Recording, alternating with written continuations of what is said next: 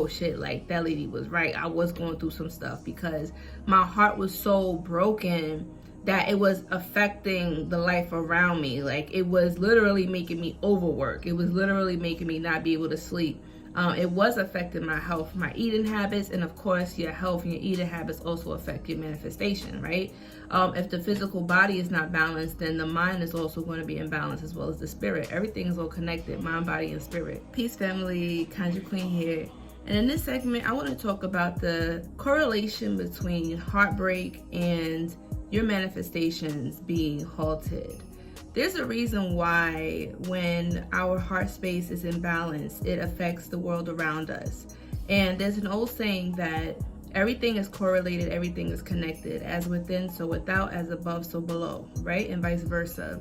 So if that is the case, and this is a universal principle applied to all things, all matters across time and space, if we apply that to our everyday life, think about it for a moment, right? And the reason I can speak about this is because I speak from experience. Now, one thing that I noticed is that our heart space is literally the center of the other chakras. Let's think about the heart chakra and what it means, right? Our heart chakra is what balances the upper chakras and the lower chakras. Now, there's many chakras, but many people know about the main 7 chakras, right? The root chakra, the sacral chakra, the solar plexus, the heart chakra, the throat chakra, the third eye, and the crown. Those are the 7 chakras, right? Now, what happens is that when there's one of these chakras are imbalanced, or if there's a blockage, it can affect all of the other chakras in your body. And this also affects your ability to manifest things. So when a lot of people tell me, you know, CQ, why is it that my manifestations aren't working? Why my affirmations aren't working? My enchantments, my spells, why are they not working? And then, you know, when we assess the situation, it turns out that there's an imbalance within the person. So our heart chakra is what connects us to everybody else.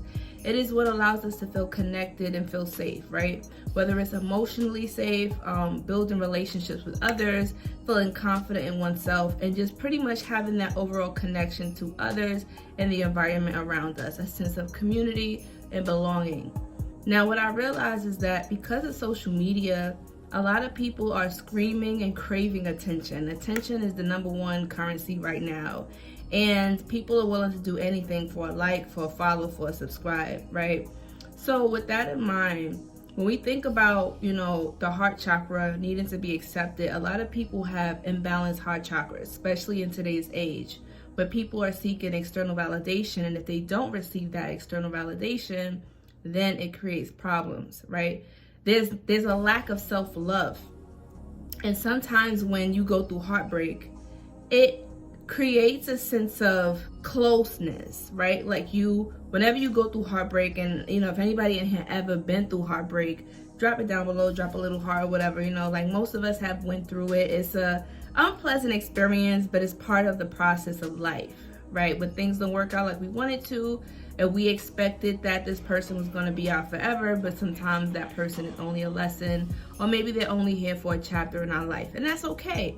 And I think that when we start to trust the process and trust that the universe, spirit, God, the almighty creator knows what it's doing, we don't have to suffer, right? Like, pain is inevitable. It's part of growth.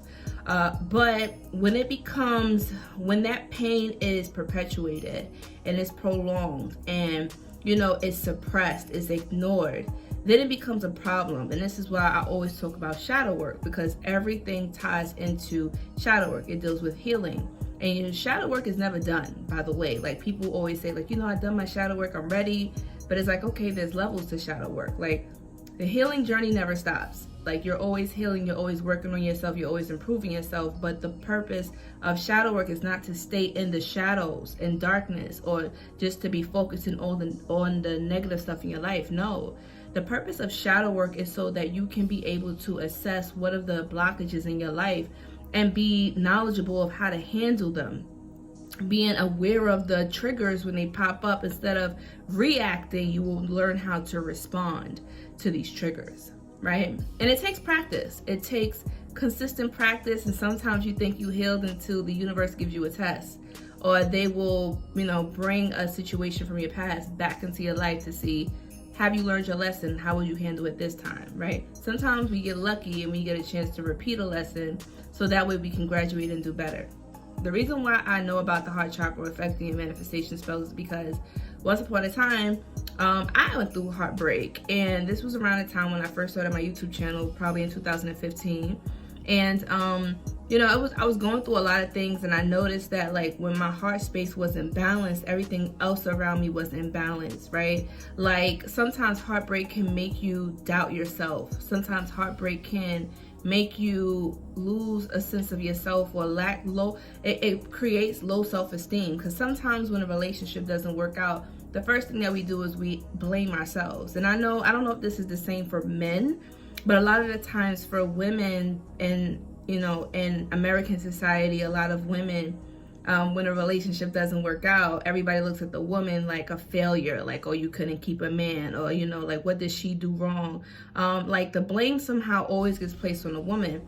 And a lot of the times women will stay in unhealthy relationships because women don't like to feel the shame of when a relationship ends, right? Some people identify with their relationship, and this is also tied into codependent relationships where you depend on the person, or that person becomes a part of you, and you literally lose a sense of yourself and you have no sense of individuality, which is very unhealthy, and it can become very dangerous if you're not aware and careful. So yeah, I remember I went to Chinatown. I went to this place and a lady took a picture of me, and it's an interesting place. They take a picture of you with a special camera and it shows you your aura, and the lady will read your aura and she'll read your energy and she'll tell you about yourself, and she's really good. And I remember, you know, I was just curious that day. Like, remember I was going through heartbreak, I was going through a lot, so I'm like, let me go and try this thing out. And I've been hearing like people rave about it, so I went, and the first thing that she said to me, she was like, what's going on with your heart? She was like, there's some blocks or some pain going on in the heart space. She was like, did you recently go through heartbreak? But at the time, you know, like, I'm so conditioned to not facing my pain, to kind of just stuffing it down and moving on, because that's just kind of the way I was raised. It was like, you know, you don't have time to be soft and vulnerable. You have to be tough. You have to suck it up, and you got to keep going, right? I never really was given that luxury to be feminine, to be soft, and to just let things be, you know, kind of being raised in that masculine energy. So the lady was like, yeah, you know, you got something going on in your heart space. And at the time, I'm like, no, I'm not heartbroken. Like, my heart is good. Like, I ain't crying over no dude. Like, I'm moving on. I'm focusing on me, focusing on my business. Like, ain't nobody crying out here. And I wasn't crying, right? Like, I was hurt, but I was finding distractions. I was finding distractions in my work, right? So the lady was on point, but because I was so, I guess, detached or purposefully ignoring those pains, I didn't really recognize it until like way later. And I'm like, oh shit, like that lady was right. I was going through some stuff because my heart was so broken that it was affecting the life around me. Like, it was literally making me overwork. It was literally making me not be able to sleep. It was affecting my health, my eating habits, and of course your health and your eating habits also affect your manifestation, right? If the physical body is not balanced, then the mind is also going to be imbalanced, as well as the spirit. Everything is all connected, mind, body, and spirit. And this is what I'm learning as I continue to go on my journeys. And I think that the problem is sometimes as spiritualists, as seekers of truth, you know, we're focusing more so on the higher sciences and the higher planes of existence. And sometimes we can neglect the physical plane, which is also just as important as the rest. Relationships would be something considered on the emotional, but also is happening on the mental and the physical. When you go through a heartbreak, a lot of things are happening inside of you energetically, right? They even had a scientific study that said that they did research to look at people's heart who went through heartbreak, and they even said that there was scientific studies that showed that the physical heart goes through damage when it is severely broken, or there's some type of emotional trauma, like your heart literally or physically gets hurt. So I'm like, okay, this is deep, and you guys can even research it yourself. But I remember reading this article years ago, And I thought it was really interesting. And then correlating that with the chakra reading that I got, that lady energetically read it, and then scientifically it's also been proven. So yes, because your heart chakra balances all the other chakras, when your heart has been broken, it can make your spells like kind of wonky and all over the place. And it also can make you feel very drained, right? You got to realize that sometimes when you're in a low vibrational place, it's not wise to do channeling or to open yourself to the other side spiritually, because you are a target. And let's say if you've been through heartbreak, your heart chakra is not right, whether you're going through sadness, whether you're going through depression, whether you're going through any of the phases of grief, right? Because we got to think about it. When a relationship ends, you're literally going through a death. You are mourning that relationship. You are mourning the ending of a life cycle. That cycle is now over. And I think, we're not taught in today's age of how to deal with grief, how to deal with heartbreak, how to properly mourn.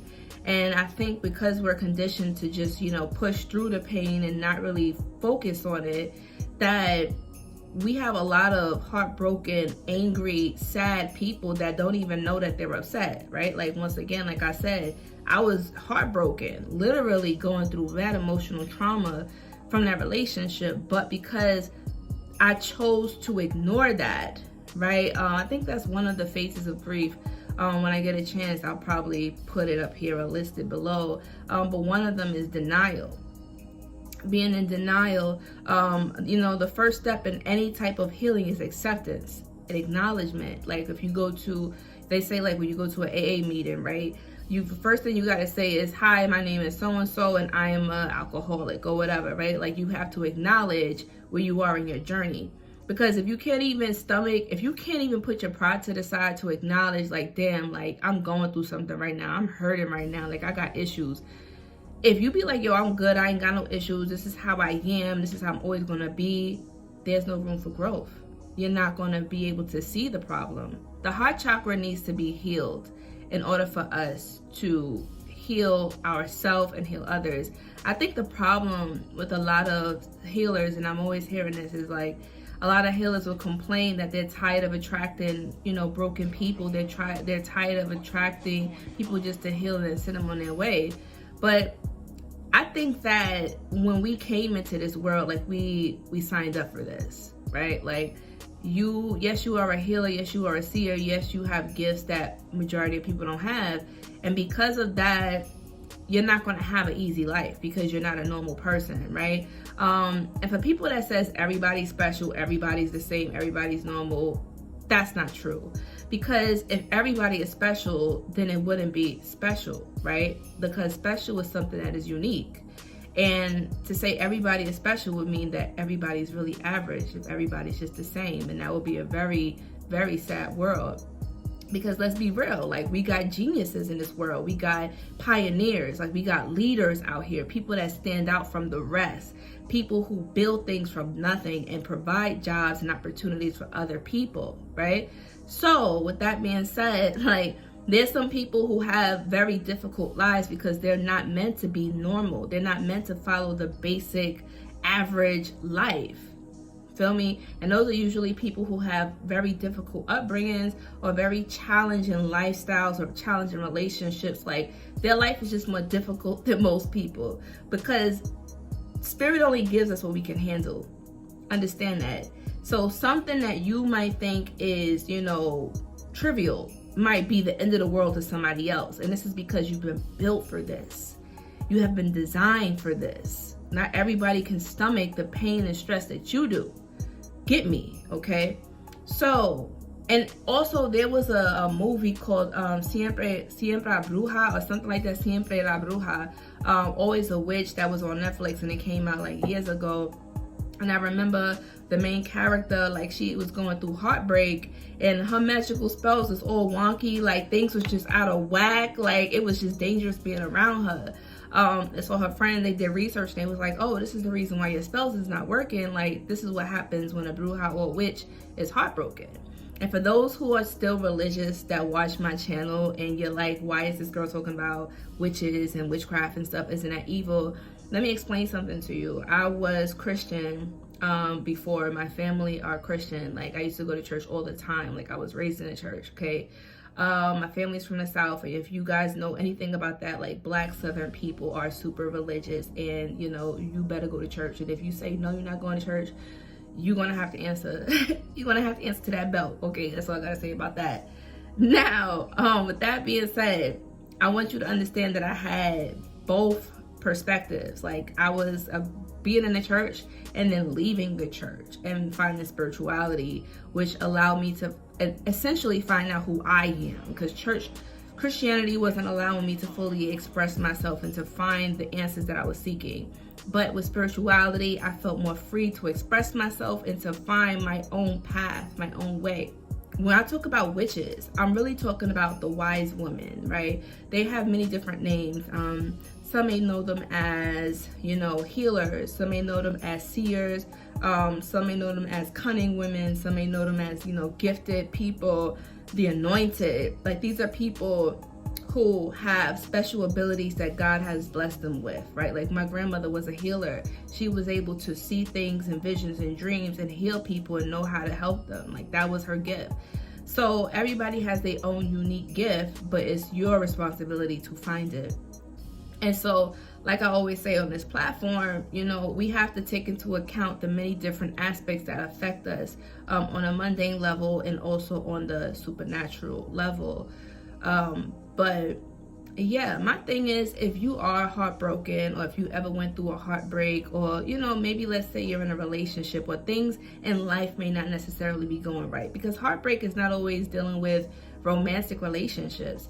Heartbreak can be mourning the transition of a loved one. You know, heartbreak can be the end of a job. Let's say you built your life around this job and then you got laid off or fired, or maybe you had to leave. Like, that's heartbreak. That's grieving, right? Getting evicted or having to leave a home that maybe you had history with. Maybe your family have generations of history in that place and you have to leave for whatever reason.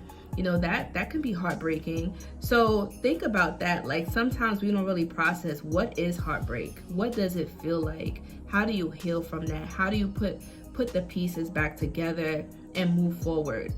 Because it's okay to be sad and grieve, but, you know, you got to give yourself as much time as you need to cry it out, to grieve it out, write it out, feel it out, talk it out, get a therapist or somebody to help you to talk about your feelings, because sometimes that's all we really need, is just somebody to talk to. And caution, I will say, don't rely on your friends to be a therapist, okay? And I'm speaking because I'm a little biased. I've always been that therapist friend since I was a kid, and this is why I do what I do today. Because I'm like, hey, you know what? I've been doing this my whole entire life. I'm built for this. Like, why not get paid to do what I love to do, what I'm naturally excellent at? Listening. Listening and giving good advice, right? So don't rely on your friends to be a therapist, because friends can help us so much. They can be a listening ear sometimes, but you don't want to be that friend that people avoid, because it's like every time you come around, you're a Debbie Downer.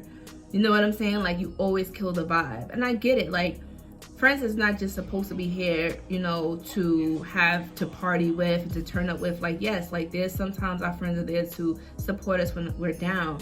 But if you're relying on your friends to be a therapist for you, to do the work for you, and let's say, you know, your friends are trying to help you and give you the resources, and all you do is crying and complaining, but you're not working on yourself to improve your situation, nobody's going to feel sorry for you. Nobody owes you anything. Like, this is your life, so you need to take responsibility for it. And I know that that's going to make a lot of people upset, but people don't like to take accountability, and they want everybody else to, you know, bear their burden, but they're not ready to lift the burden themselves. Okay? People are more willing to help you when you are willing to help yourself. Same thing goes with spirit. It's the old Egyptian saying that the gods are more willing to help those who help themselves. Because we all know people who always praying and asking God to give them this and give them that, but then it's like, what are you doing to earn those things? You asking God to help you hit the lottery, you asking God to help you get that man, you asking God for all of these things, but what are you doing, right? Like, are you even putting yourself together and going out to meet anybody new? Or you just asking God to send you somebody, right? Are you asking for more money, but what are you doing to create a channel for that money to come to you? Like, it's just not going to magically appear in your bank account. So we got to use logic when we working with the occult, when we working with metaphysics, right? You have to use your rational mind and also your creative mind and put them together, right? Bridging the gap between the mundane and the supernatural. So I know we discussed a lot. Let me know what you guys think about, spirituality, heartbreak, and how that also affects you on the many different levels. Have you noticed any type of shifts in your manifestations or spell work or creative abilities when you were going through heartbreak, like creative blocks and things like that? How did you overcome your heartbreaks, and how did you channel your feelings? Because it might be somebody else going through this right now and they might need some advice or some pointers on what to do, right? And that's what this channel is all about. It's about inspiring you, motivating you, and also teaching you things that worked for me, hoping that it will also work for you and help you in your journey. Thank you so much for watching. If you're new to my channel, make sure you hit that bell and subscribe, and also hit that thumbs up button. Until next time, family, Conjure Queen signing out. Peace.